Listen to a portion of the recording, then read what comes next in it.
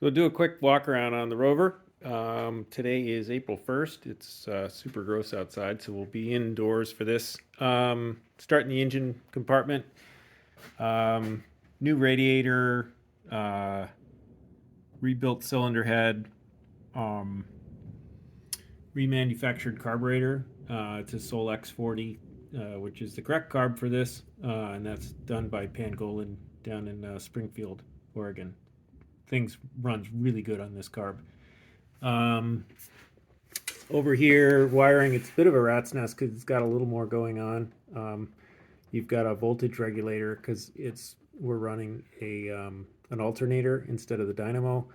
And then over on the left, you'll see a number of relays that we're using just to make the electrical system work a little bit better.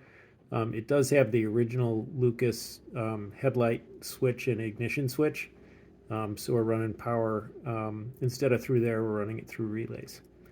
Down here, we've got a kind of a cheater. It's a Pertronics distributor, so it doesn't have points anymore. It runs really, really good on that. What else do we have? All new wiring. 100% of the wiring is new. As well as all the lights and headlights. The braking system is all redone, so there's new hard lines and soft lines, master cylinder, clutch master cylinder as well. The reservoir is new, but it leaks a little bit, I think, from the cap. I haven't been able to address that. But doesn't seem to be, certainly not terminal.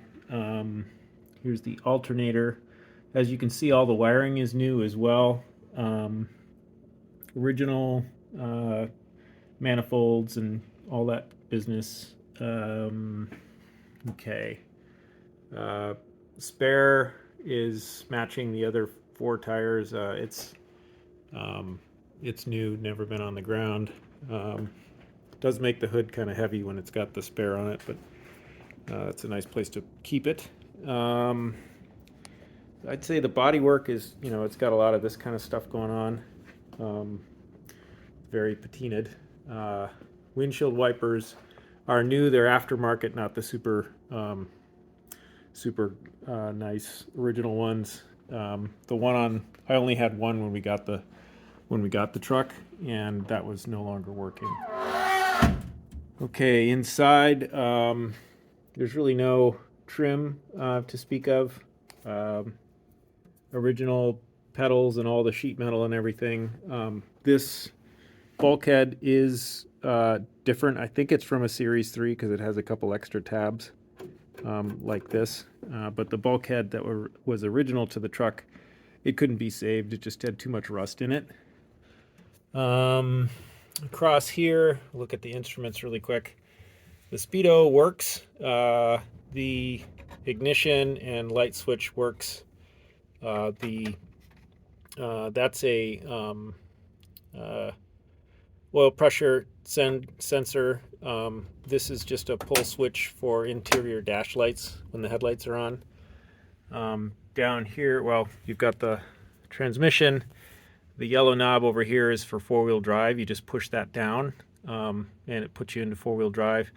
And then the red knob over here is high range and low range. And we'll demonstrate that later on.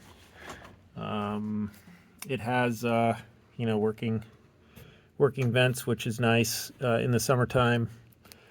The headliner, I think, is original. It's pretty hammered. It's got some of the vents for the tropical roof.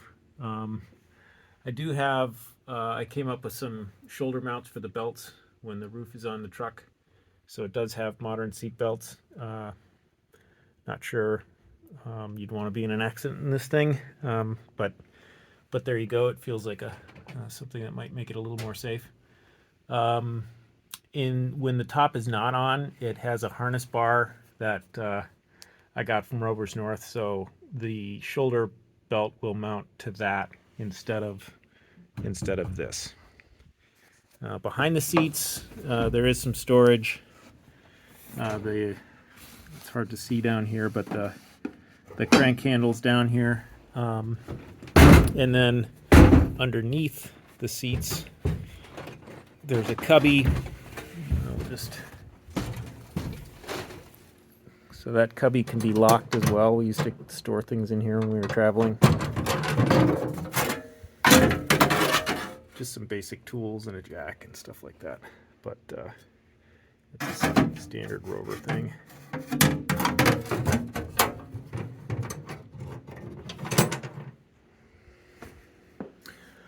The doors all have new seals, and due to the door seals, the doors don't really close all that well. You got to really give them a slam. I will explain.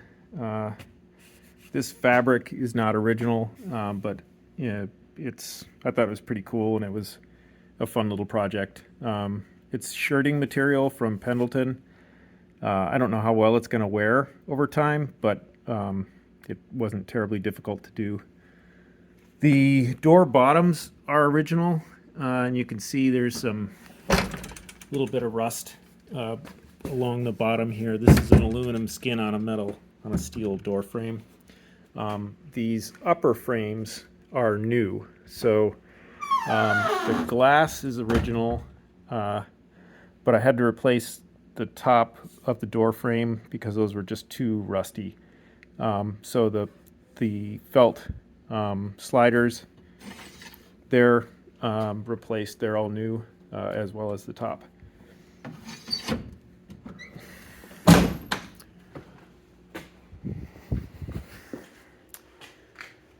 So in the rear, there's this door, which is original to the truck, and then I've got a half door, like a side opening gate door that goes across. It mounts there and there, and that's for when you're not running the top.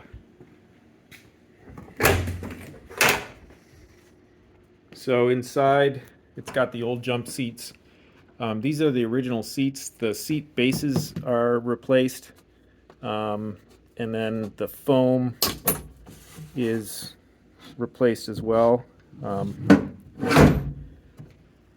So that's how the rear jump seats work. But otherwise, it's all just pretty much as original. The rear 18 inches has been replaced, so that's effectively the bumper, because this was too rotted out.